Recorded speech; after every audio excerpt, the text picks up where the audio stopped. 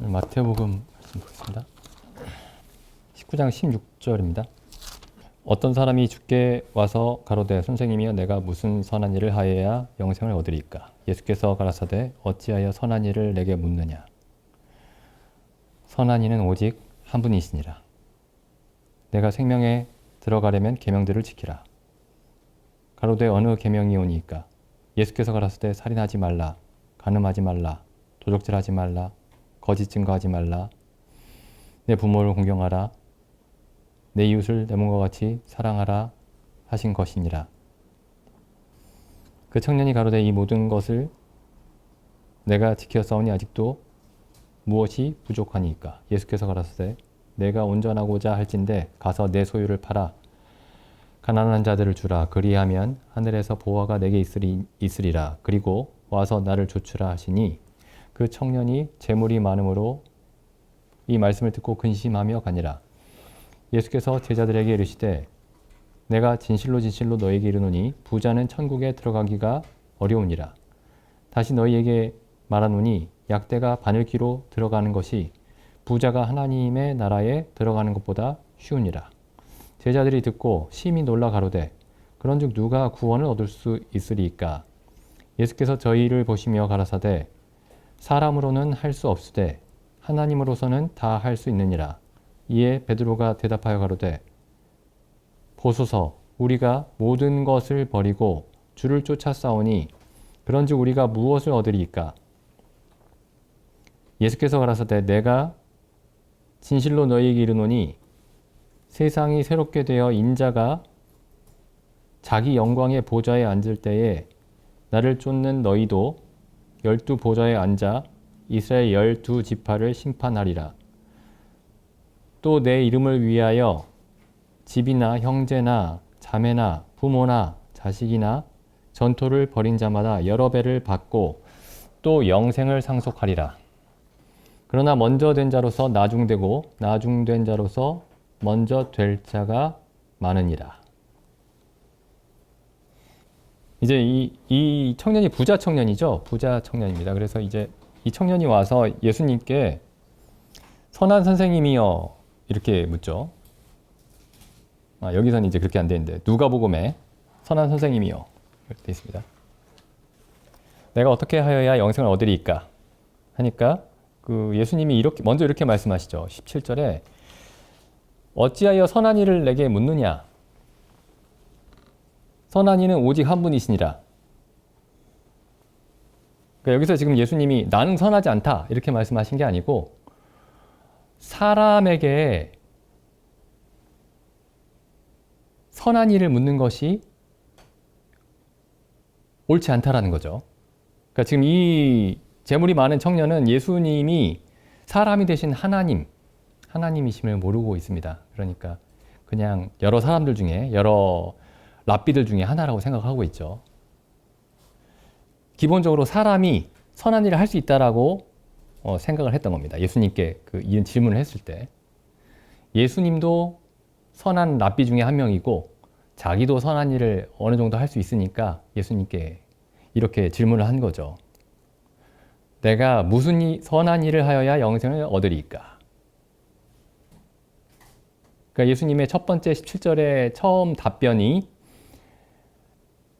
이 부자 청년이 사람에 대해서 아주 큰 오해를 하고 있다. 사람이 선하다라는 생각을 하고 있다. 사람에게서 어떤 선함이 나올 수 있다라고 생각하고 있다. 그 생각이 굉장히 잘못됐다. 라는 사실을 먼저 말씀하고 계시는 겁니다. 근데 이제 이 부자 청년이 이 말씀 가지고 그 사실을 이해했을 리가 없죠.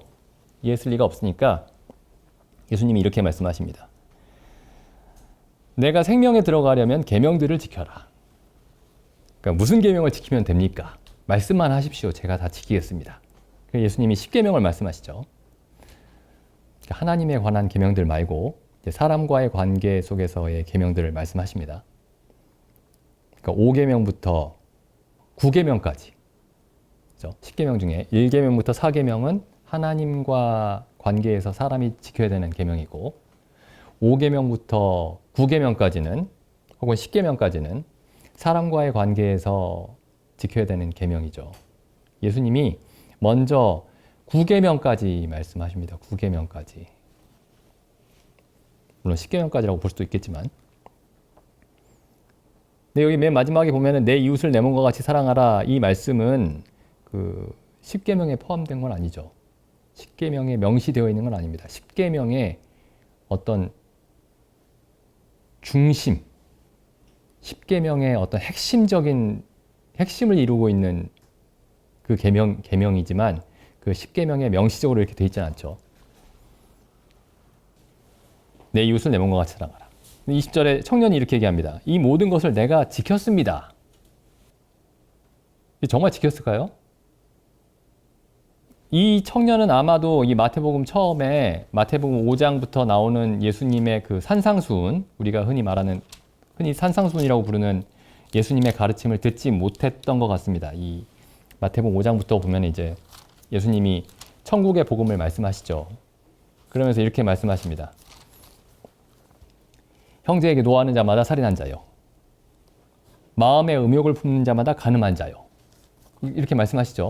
그러니까 사실 이 부자 청년이 예수님의 이 산상수훈을 들었더라면은 자기가 단 하나의 계명도 지키지 못했다는 사실을 알았을 겁니다. 단 하나의 계명도. 그러니까 몇 가지는 지켰는데 몇 가지는 못 지켰다. 이렇게 결론이 내려지는 게 아니고 하나님의 어떤 계명도 단 하나도 지키지 못했다. 라는 결론에 이르렀을 겁니다. 근데 이 부자 청년은 예수님의 그 산상수훈을 듣지를 못했어요. 그래서 이 뭐라고 얘기하느냐면은 이 모든 것을 내가 지켰습니다. 아직도 무엇이 부족합니까? 그러니까 예수님이 21절에 내가 온전하고자 할진대 내 소유를 팔아 가난한 자들을 주라. 그리하면 하늘에서 보화가 내게 있으리니 그리고 와서 나를 쫓으라. 그 청년이 재물이 많으므로 이 말씀을 듣고 근심하며 가니라. 예수님이 10번째 계명을 말씀하셨습니다. 탐내지 말라. 여기에 걸린 거죠. 이게 탐내지 말라는 계명에도 걸릴 뿐만 아니라 사실은 이 19절에 이 10계명을 요약하고 있는 두 번째 돌판에 있는 그 10계명을 요약하고 있는 내 이웃을 내 몸과 같이 사랑하라 라는 이 계명에도 걸리죠. 그리고 또 어떤 계명이 걸리느냐면은 그 야고보서에 보면은 탐심은 우상 숭배니라 이렇게 나오죠. 그러니까 나 외에 다른 신을 섬기지 말라라는 첫 번째 계명에도 걸립니다. 모든 계명에 다 걸리는 거예요. 이 21절 말씀으로. 첫 번째 계명부터 마지막 계명까지 10계명에 다 걸리는 겁니다. 그래서 예수님이 지금 하시려고 하는 게 뭐냐면은 지금 이 청년과의 대화에서 네가 하늘나라에 가려면 100점을 맞아야 되는데 많이 부족하다. 50점이다. 이렇게 말씀하시는 게 아니고 100점을 맞아야 되는데 빵점이다. 이건 이 청년에게만 하신 말씀이 아닙니다. 그런데 모든 사람의 상태에 대해서 말씀하신 거예요. 모든 사람의 상태에 대해서. 모든 사람이 하나님의 모든 계명을 완벽하게 어기면서 살고 있다. 이렇게 말씀하신 겁니다. 그러니까 하나님의 요구 수준이 100인데 거기에 조금 못 미치는 게 아니고 혹은 많이 못 미치는 것도 아니고 단 하나도 지키는 것이 없다. 19장 17절 말씀으로 다시 돌아가 보면은 선한 것이 사람에게서는 선한 것을 단 하나도 찾을 수 없다. 이렇게 말씀하신 겁니다.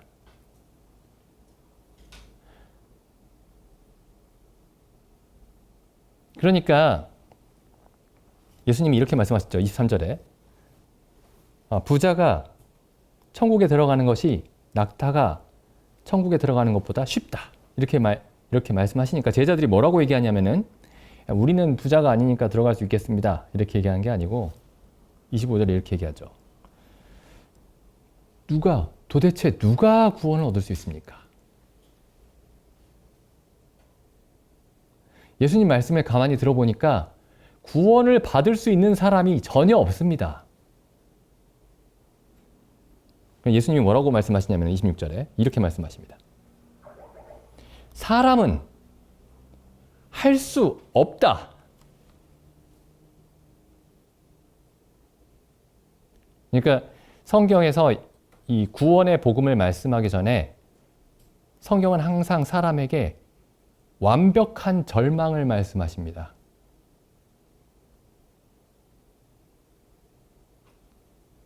우리는 거기서 벗어났죠. 은혜로. 그렇지만은 우리가 벗어나기 전에 우리가 어떤 상황이었는지 더욱더 깊이 이해해야 됩니다. 시간이 가면 갈수록. 우리가 빠져나온 세상이 어떤 곳이었는지, 우리가 속해 있던 그 세상이 허물과 죄로 죽어 있었을 때 우리의 상태가 우리가 생각하는 방식과 살아가는 방식들이 어떤 것이었는지 더욱더 이해가 커져가야 됩니다. 더 구체적이 되고. 나는 구원받았으니까 구원받았는데 그 이전에 우리 상태를 굳이 기억할 필요가 있나요? 옛날 일인데. 그렇지 않습니다. 성경을 보면 항상 기억하라고 말씀하고 있죠. 사도 바울이 에베소서에서는 이렇게 얘기합니다. 한번 찾아서 읽어볼까요? 에베소서 2장 11절. 그러므로 생각하라. 너희는 그때 육체로 이방인이요. 그때를 생각하라. 이렇게 말씀하고 계시죠. 이게 명시적으로 이런 표현을 쓸 때만 그런 게 아니고 사도 바울이 모든 서신서에서 거듭나기 전의 상태, 우리가 구원받기 전의 상태가 어떠했는지를 계속 설명합니다. 모든 서신서에서. 이미 거듭난 사람들에게 거듭나기 전에 우리가 허물과 죄로 죽어 있었을 때에 어떠했는지를 계속해서 설명하십니다.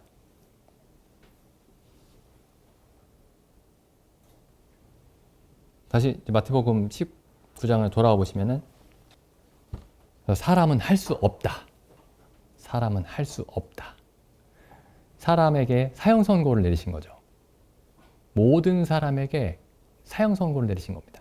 모든 사람에게 아무런 선함과 의로움이 없다라는 그런 판결을 내리신 거예요.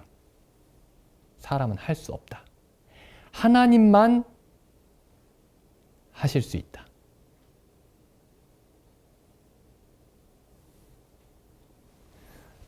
그러니까 여기 지금 이 19장 지금 방금 읽은 이 말씀을 보면은 사람이 허물과 죄로 죽어 있다라는 그 상태가 얼마나 어느 정도까지 절망적인 상태인지 알 수 있는 말씀입니다. 이 말씀이.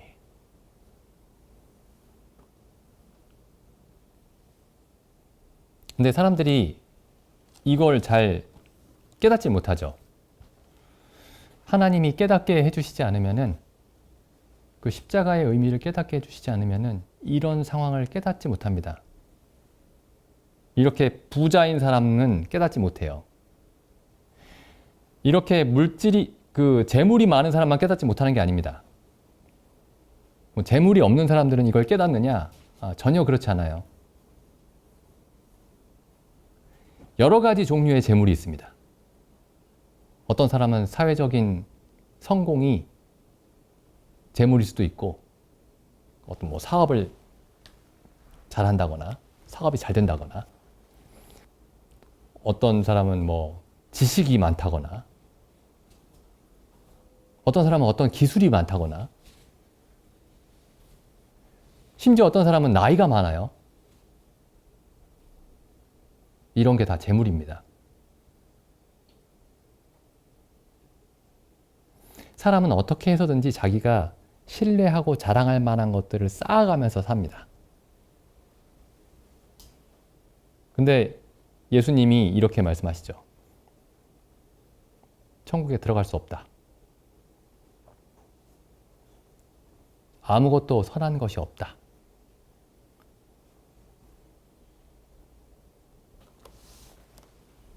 이 성경을 보면 볼수록 그런 생각이 듭니다.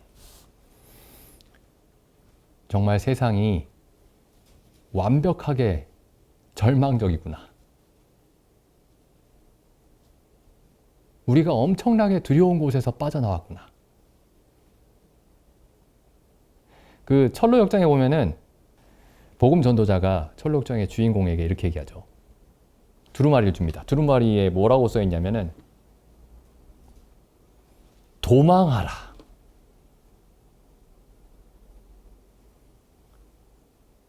뭐 구원을 받으라도 아니에요.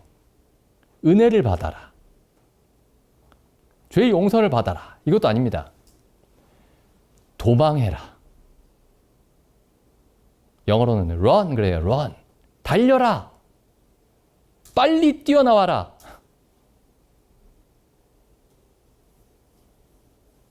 그 성 이름이 장망성이죠. 곧 망할 성입니다. 곧 망할 성. 빨리 도망 나와라. 뛰쳐나와라.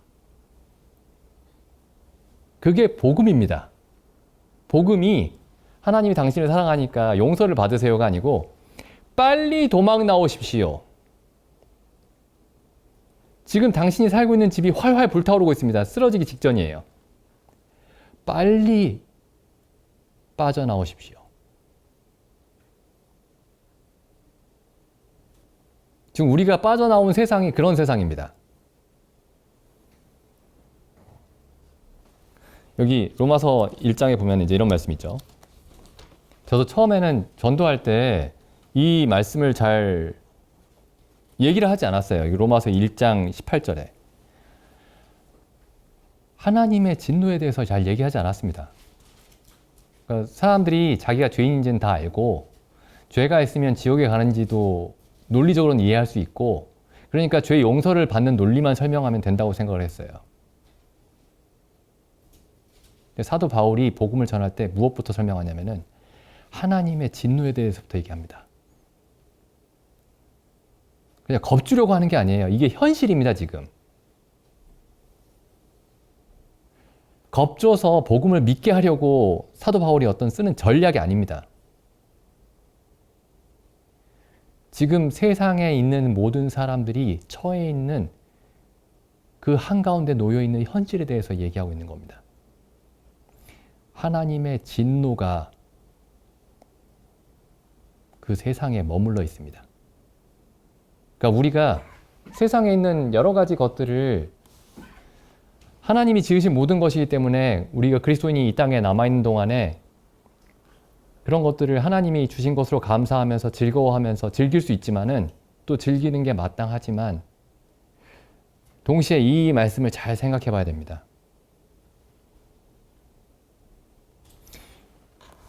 세례 요한이 복음을 어떻게 전했냐면은 하나님이 당신들을 사랑하시니까 빨리 죄를 고백하고 죄 용서를 받으십시오. 그렇게 얘기하지 않았습니다.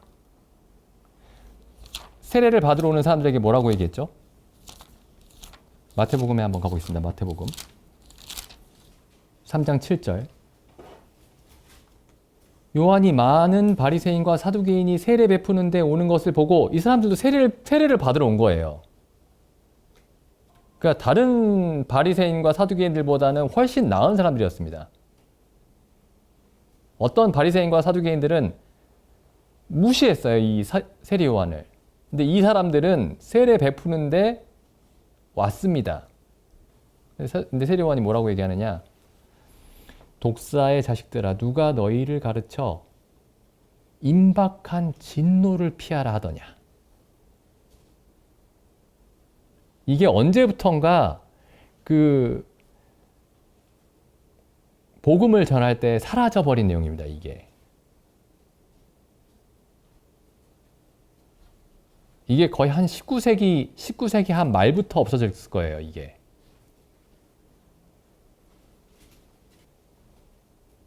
근데 우리 성경을 살펴봐야 되죠, 성경을. 성경이 유일한 기준입니다. 그럼 구원에 대해서 세례 요한이 뭐라고 얘기했느냐? 세례 요한이 어떤 사람이죠? 3장 3절에 저는 선지자 이사야로 말씀하신 자라. 선지자 이사야가 예언한 사람입니다. 일러스되 광야에 외치는 자의 소리가 있어 가로되 너희는 주의 길을 예비하라. 그의 첩경을 평탄케 하라 하였느니라. 이 사람이 주의 길을 예비하러 온 사람입니다. 예수님의 길을. 그래서 예수님을 알려면, 예수님을 참으로 알고 예수님을 영접하려면은, 구주로 영접하려면은 세례 요한의 말을 받아들여야 됩니다. 근데 세례 요한이 뭐라고 얘기하느냐? 누가 너희를 가르쳐 임박한 진노를 피하라 하더냐. 뭐 이럴 수 있어요. 제가 만약에 성경을 잘 모르고 이 말씀을 봤으면은, 야, 옛날에 진짜 바리새인들, 사두개인들 정말 진짜 독사의 자식 같았나 보네. 이럴 수 있습니다. 읽으면서. 얼마나 나쁘게 살았으면 이랬을까. 근데 이 진노가 아담이 범죄한 이후로 온 세상에 지금까지 계속 동일하게 하나님이 세상에 대한 태도입니다. 하나님의 진노가. 화가 났다 이 말이죠. 분노했다. 하나님이 분노하고 계신다. 뭐 진노라는 말이 너무 익숙해서 잘 느낌이 안 오면은 하나님이 분노하고 계신다. 여기 이 로마서에서는 이렇게 표현하고 있죠. 2장 4절에 하나님이 진노하고 계시는데 동시에 하나님이 뭘 하고 계시느냐면은 온화하게 미소 짓고 계시지 않습니다. 보시죠. 2장 4절에 혹 내가 하나님의 인자하심이 있죠. 하나님의 인자하심이 너를 인도하여 회개케 하심을 알지 못하여 그의 인자하심과 용납하심과 길이 참으심의 풍성함을 멸시하느뇨. 하나님이 참고 계신다. 진노를 집행하지 않으시고 마지막 날에 그 진노를 참고 계신다. 예수님도 이렇게 복음을 전하셨죠. 요한복음에 보면은 요한복음 3장 36절 아들을 믿는 자는 영생이 있고 아들을 순종치 아니하는 자는 영생을 보지 못하고 도리어 하나님의 진노가 그 위에 머물러 있느니라. 근데 이제 문제는 뭐냐면은 이제 이런 말씀들을 잘못 이해하면 이제 사람들이 처음에 이런 말씀들을 들으면 아마 이렇게 생각할 수 있어요. 하나님이 화가 많으신가 보다. 화가 많으신가 보다. 화가 많으신이 아니고 하나님의 진노는 공의의 진노입니다. 공의로운 재판장의 진노예요.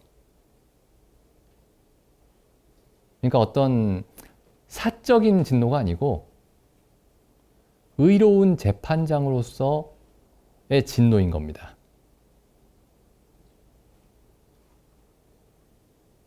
그러니까 하나님의 기준이 너무나 지나치게 높아서 진노하시는 게 아닙니다.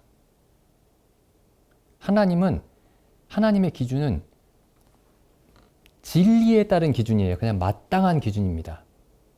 지극히 합당한 기준이지 하나님의 기준이 너무 지나치게 높아서 그 기준에 미치지 못하는 우리에게 분노하고 계시는 게 아닙니다. 하나님이 제시하시는 기준은 지극히 합당한 기준이에요.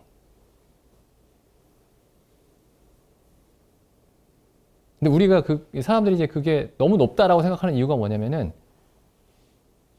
그러니까 우리의 생각이 그렇게 많이 망가져 있다는 뜻입니다. 그게. 하나님의 기준이 높은 게 아니고 우리의 사고가 아주 뒤틀려져 있다는 거예요. 심하게 왜곡이 되어 있다는 겁니다. 우리의 사고가, 우리의 생각하는 방식이. 왜냐하면은 우리가 그런 세상에 태어났기 때문에. 그러니까 이제 이런 생각이 드는 거죠. 이거 좀 너무하다. 하나님이 제시하시는 기준이 맞긴 맞는데 조금 너무하다. 하나님은 너무한 기준을 제시하고 있는 게 아닙니다. 우리가 왜 너무하다라는 생각을 하냐면은 제가 너무하다라고 이렇게 얘기하는 이유가 뭐냐면 제가 항상 그렇게 생각했기 때문에 그래요. 그리고 제가 성경을 이해하게 되는 이런 과정은 제가 가지고 있었던 그 의문들이 해결되는 과정이었습니다. 제가 가지고 있었던 의문들, 하나님을 향한 의문들. 더 분명히 얘기하면 불만이죠. 하나님을 향한 불만. 하나님 이거 좀 지나칩니다. 뭐 하나님이 가장 힘이 세니까 내가 들어야죠. 뭐 이런 식의 불만들이었어요. 근데 나중에 성경을 알면 알수록 하나님이 지나친 게 아니고 우리의 생각이 잘못된 거구나. 우리의 생각이 백지로 돌아가서 거기에 하나님의 말씀을 새로 써야만 되는구나. 그래야 우리가 올바르게 생각할 수 있구나. 그러니까 지금 이 부자 청년이 경험했던 게 바로 그런 겁니다. 자기는 나름대로 한 90점 정도 된다고 생각했던 것 같아요. 근데 나머지 10점이 좀 아쉬우니까 예수님께 물어보러 왔습니다. 근데 예수님이 빵점이라고 얘기한 거죠.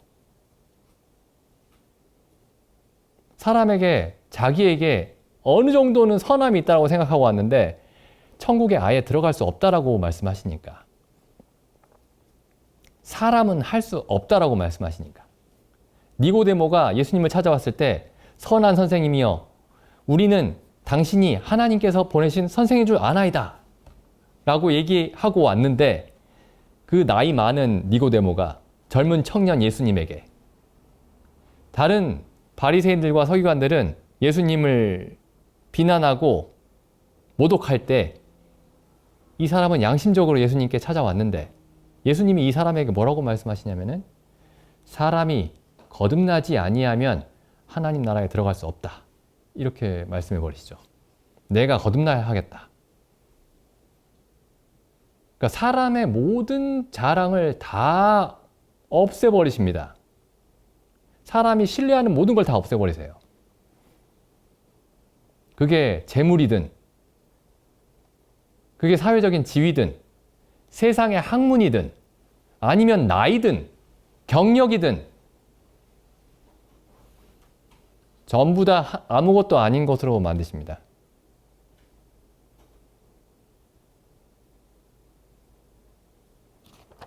그래서 나이에 대해서는 이렇게 얘기하죠. 시편에 보면은 나이에 관한 말씀만은 아닙니다. 이게 그 사람이 가지고 있는 모든 것에 대한 말씀이죠.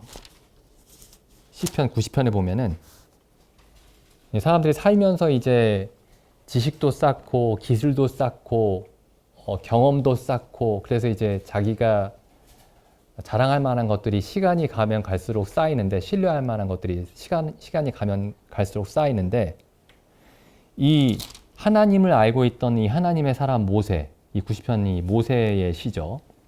90편 1절에 처음에 하나님의 사람 모세의 기도라고 되어 있죠.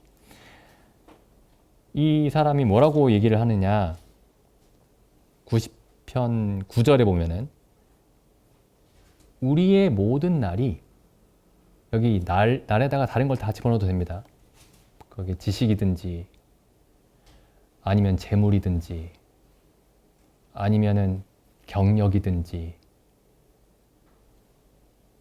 뭐 어떤 능력과 지혜든지 간에 우리의 모든 날이 주의 분노 중에 지나갑니다.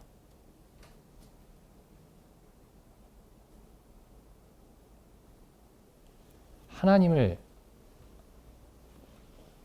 참으로 알면은 우리가 이 살면서 모든 날, 세상의 사람들이 살면서 이 모든 날 동안에 이룩한 모든 일들에 대해서 이렇게 얘기하게 됩니다. 우리의 모든 날이 주의 분노 중에 지나가며 우리의 평생이 일시간에 다하였나이다. 그 다음 10절에 보시면 우리의 연수가 70이요 강건하면 80이라도 그 자랑할 만한 것이 무엇이냐.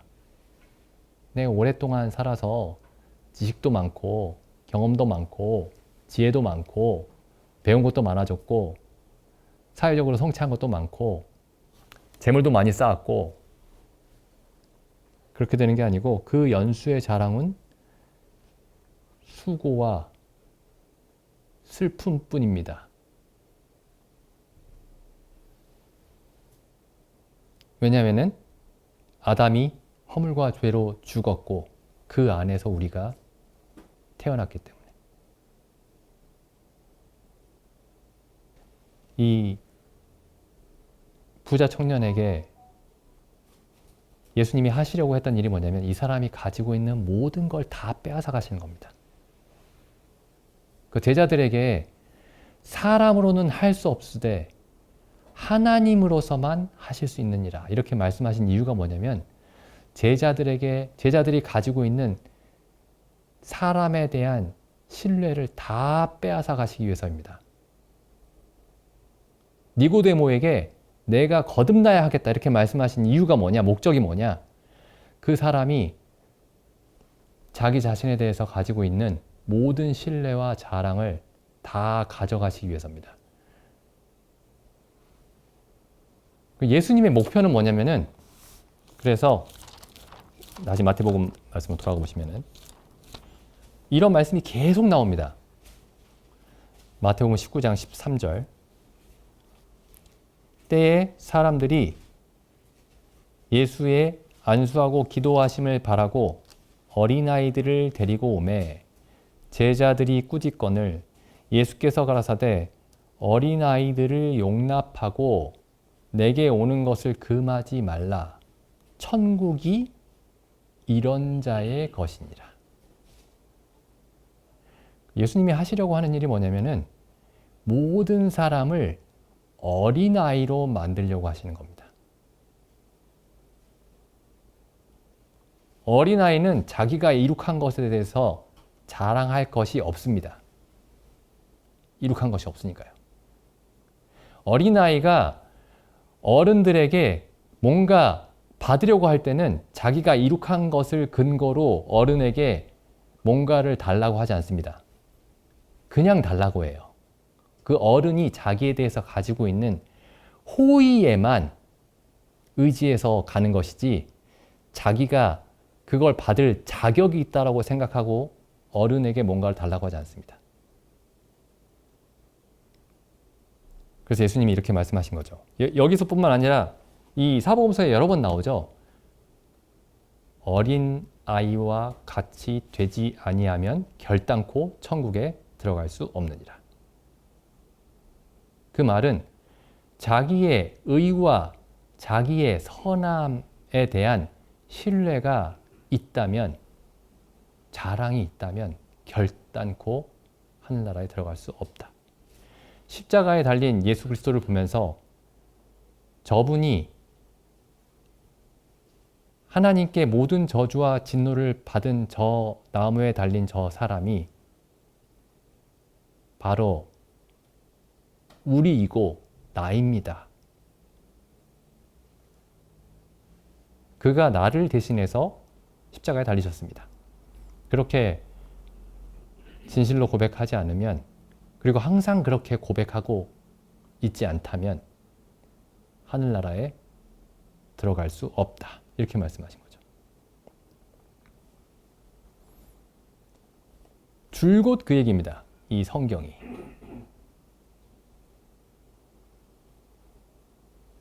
이게 굉장히 중요합니다. 결국에 예를 들어 고린도 교회나 갈라디아 교회에서 나타난 그 여러 가지 문제들 있죠. 그 문제들이 뭔가 구원의 복음을 듣고 나서 그 다음에 어떤 다른 고차원적인 어떤 내용을 듣지 못했기 때문에 생겨난 문제가 아니고 그 구원의 복음을 제대로 듣지 못했기 때문에 생겨난 문제들이었습니다. 허물과 죄로 죽어 있던 그 상태, 아담 안에서 모든 인류가 죽어 있는 하나님의 진노 아래에 있는 그 상태가 어떤 것인지 이해하지 못하기 때문에 많은 문제들이 생긴 거죠. 그러니까 이런 문제들이 생기는 겁니다. 죄 용서를 받았어요. 그냥 죄 용서만 받았습니다. 그리고 그 이후에 세상으로 다시 돌아가려고 해요. 왜냐하면 우리가 허물과 죄로 죽어 있었을 때, 그 세상 가운데 있을 때에 우리가 하나님 앞에서 어떤 상태였는지를, 혹은 세상이 하나님 앞에서 지금도 어떤 상태인지를 정확하게 알지 못하기 때문입니다. 그래서 고린도 교회에서도 보면 세상의 지혜를, 세상의 능력을 자랑하기 시작했죠. 구원을 받았노라고 하면서도. 마지막 한 말씀만 더 보겠습니다. 여기 이사야 6장에 보면 여기 이사야가 하나님을 보죠. 높은 보좌에 앉으신 거룩하신 하나님을 봅니다. 그때 이 사람이 이렇게 얘기를 하죠. 6장 5절에 그때에 내가 말하되 화로다 나여 망하게 되었도다. 나는 입술이 부정한 사람이요. 그러니까 자기가 입술이 부정한지 몰랐던 거예요. 하나님이 어떤 분이신지 보기 전까지는, 하나님의 거룩하심을 보기 전까지는. 입술이 부정한 백성 중에 거하면서. 그래서 이 전까지만 해도 자기는 어느 정도 의로운 사람이었던 겁니다. 자기 백성도 하나님을 믿는 백성이었어요. 하나님을 섬기는 백성이었던 겁니다. 어느 정도는. 근데 이렇게 하나님의 진노 아래에 있는지를 몰랐던 겁니다. 깨닫지를 못했던 거예요. 보지 못했던 겁니다. 이때 갑자기 하나님이 화를 내신 게 아니고, 이때 갑자기 하나님이 진노하신 게 아니고, 하나님의 진노는 항상 있었는데 이때야 비로소 이 이사야의 눈이 열리면서 하나님의 진노 아래 자기와 온 백성이 하나님의 진노 아래 있다는 사실을 보게 된 거죠. 그래서 이때 이 사람에게 어떤 일이 벌어졌느냐? 자기의 선함과 의로움에 대한 어떤 신뢰나 자랑도 다 사라져버린 겁니다. 그러니까 쉽게 얘기하면 겸손해진 거죠. 겸손해진 겁니다. 근데 우리가 생각할 때 그 겸손이라는 말이 보통 자기를 낮추는 거죠. 물론 성경에서도 그런 의미입니다. 자기를 낮추는 거예요. 근데 여기 보시면 이 말씀에서 우리가 겸손의 의미를 찾는다면 그 겸손이라는 게 어떤 거냐? 자기를 보고 충격에 빠지는 겁니다.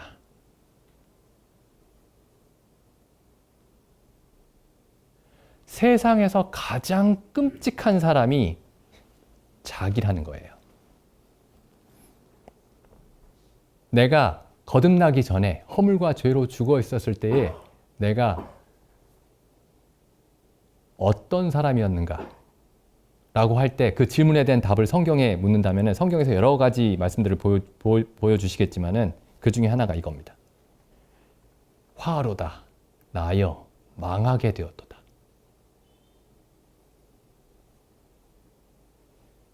내가 가장 부정하고 싶은 사람, 내가 가장 멀리하고 싶은 사람이 누구냐면은 아담 안에 있던 나 자신입니다.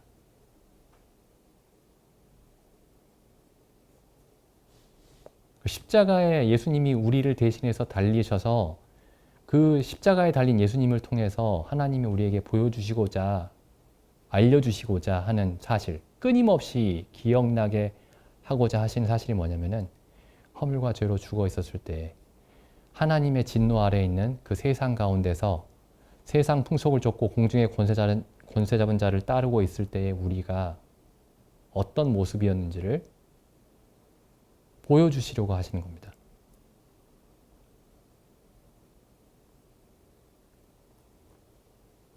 복음을 전할 때 성도님들도 이제 이걸 생각하시면 좋을 것 같은데, 그 철로 역정에서 그 전도자가 그 주인공에게, 크리스천이죠. 크리스천에게 그 주었던 두루마리, 그게 복음입니다. 도망하십시오. 지금 당장 달려 나오세요.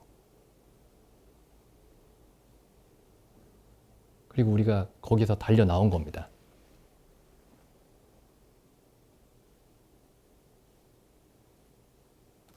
기도드리고 집회 마치겠습니다.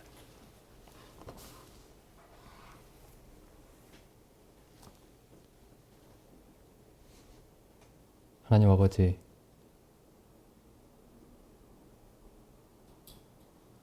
참 이사야에게 하나님의 거룩하심을, 그 거룩한 영광이 온 땅에 충만한 것을 보여주시고, 참 그가 화루다 나여 망하게 되었도다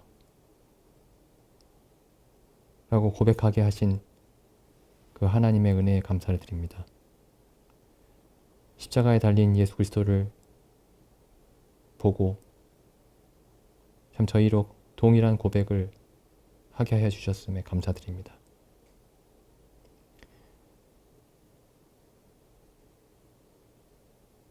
참 저희가 감당할 수 없는 그 하나님의 진노를 우리 주 예수 그리스도를 통해 온전히 대신 감당하게 하셨음에 감사드립니다.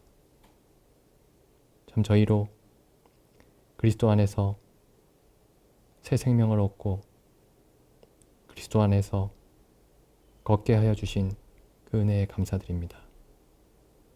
저희로 항상 십자가에 달리신 그 그리스도를 보고 그 그늘에서 저희로 항상 걷게 하여 주시옵소서. 전 그리스도의 십자가가 저희 눈앞에 항상 밝히 보이게 저희를 인도하여 주시기를 원하옵나이다. 저희에게 항상 말씀을 열어주시옵고 저희 마음을 항상 열어주시옵소서. 이 모든 말씀을 우리 주 예수님의 이름으로 기도드립니다. 아멘.